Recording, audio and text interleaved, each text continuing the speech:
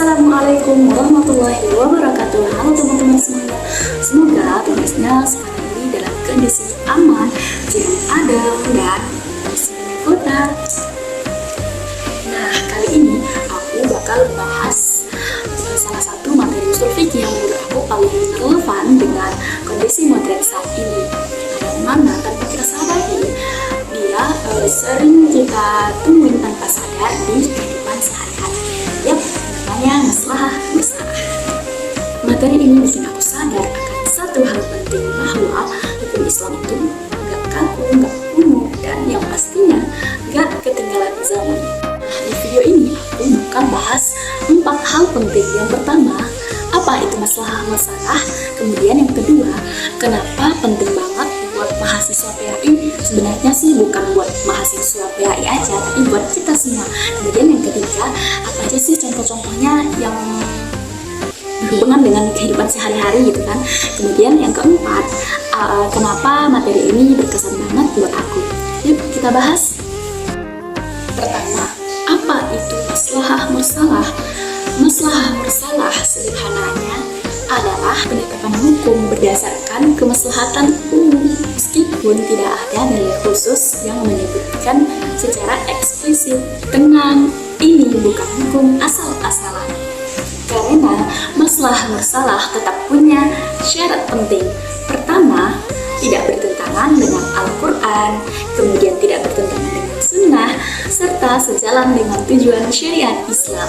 Jadi intinya, kalau suatu aturan membawa kebaikan nyata bagi umat dan tidak bertentangan dengan prinsip Islam, maka bisa dijadikan sebagai dasar hukum. Kedua, kenapa maslahah mursalah penting buat mahasiswa PAI? Sebagai mahasiswa PAI, kita hidup di zaman yang masalahnya jauh lebih kompleks dibanding masa klasik. Kita menghadapi teknologi digital, media sosial, sistem negara modern, ekonomi global, dan gaya hidup baru. Kalau kita cuma terpaku pada teks tanpa memahami tujuan syariat, maka Islam bisa terlihat kaku. Maslahah mursalah ngajarin kita untuk berpikir kontekstual, melihat manfaat dan mudarat, dan memahami roh syariat, bukan cuma bunyinya aja.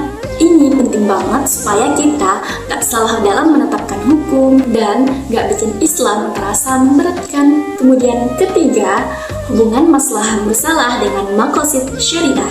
Nah, maslahah mursalah ini erat banget hubungannya dengan maqasid syariah. Tujuan utama syariat Islam adalah menjaga agama, jiwa, akal, keturunan, dan harta. Selama suatu kebijakan atau aturan melindungi 5 hal ini dan membawa kebaikan bagi masyarakat, maka bisa masuk kategori maslahah. Makanya maslahah mursalah sering disebut sebagai wajah humanis hukum Islam. Kemudian poin yang keempat, contoh maslahah mursalah dalam kehidupan sehari-hari. Nah, biar nggak cuma teori, ada beberapa contoh yang dekat banget dengan kehidupan kita. Contoh pertama, sistem administrasi negara seperti KTP, akta, dokumen resmi. Ini penting untuk menjaga hak dan mencegah dari penipuan. Contoh kedua yaitu aturan lalu lintas seperti lampu merah, SIM, helm. Nah, ini jelas untuk menjaga nyawa manusia. Contoh ketiga tentang fatwa rokok dan narkoba, karena mudaratnya besar terhadap kesehatan dan akal. Contoh keempat, pajak negara. Ini digunakan untuk kepentingan publik seperti kesehatan, pendidikan, dan infrastruktur. Contoh kelima, pemanfaatan teknologi seperti media sosial, YouTube, podcast, gunanya untuk menyebarkan kebaikan. Nah, semua ini tidak disebutkan secara detail di dalam dalil, tapi dibolehkan bahkan diwajibkan karena kemaslahatannya besar. Poin yang kelima atau poin yang terakhir, kenapa maslahah mursalah sangat berkesan buat aku?